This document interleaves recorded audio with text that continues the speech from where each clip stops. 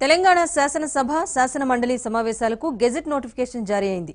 17న శాసనసభ 19న శాసన మండలి సమావేశాలు ప్రారంభం కానున్నాయి.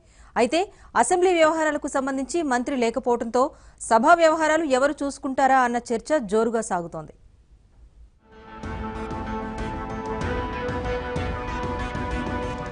తెలంగాణ అసెంబ్లీ సమావేశాలు ఈ నెల 17వ తేదీ నుంచి ప్రారంభం కానున్నాయి.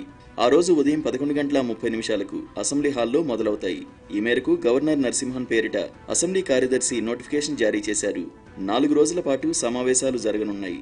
వరుసగా ఎమ్మెల్యేల ప్రమాణ స్వీకారాలు, స్పీకర్ ఎన్నిక, ఉభయ సభలను ఉద్దేశించి గవర్నర్ ప్రసంగం, ధన్యవాదాల తీర్మానంపై చర్చ వంటి కీలక పరిణామాలు జరగనున్నాయి.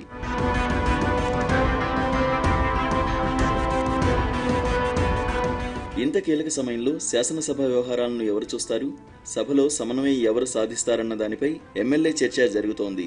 అసెంబ్లీ సమావేశాల నిర్వహణ సమయంలో శాసనసభ వ్యవహారాల శాఖ మంత్రి పాత్ర క్రియాశీలకంగా ఉంటుంది. తీర్మానాలు ప్రవేశపెట్టడం, సభా సమయం పెంచడం, తగ్గించడం, అధికార ప్రతిపక్షాల మధ్య సమన్వయం సాధించడం, ప్రభుత్వ ప్రాధాన్యాలను స్పీకర్ దృష్టికి తీసుకెళ్లడం, స్పీకర్కు సహాయకారిగా ఉండడం, ఇతర వ్యవహారాలను సంబంధిత మంత్రే చూసుకుంటారు. రెండోసారి టీఆర్ఎస్ ప్రభుత్వం ఏర్పడిన తర్వాత ముఖ్యమంత్రి కేసీఆర్ కేబినెట్లోకి ఒక్కరినే తీసుకున్నారు.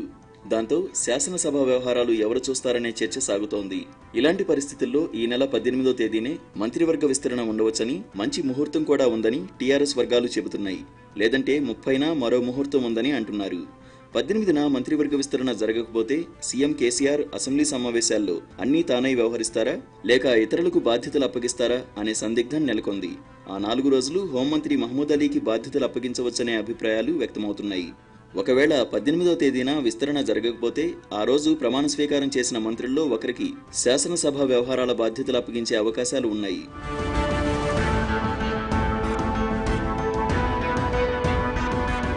శాసనసభ వ్యవహారాల బాధ్యతను ముఖ్యమంత్రి గాని, సహచర మంత్రి గాని నిర్వహించవచ్చని పలువురు సీనియర్ నేతలు అభిప్రాయం వ్యక్తం చేస్తున్నారు.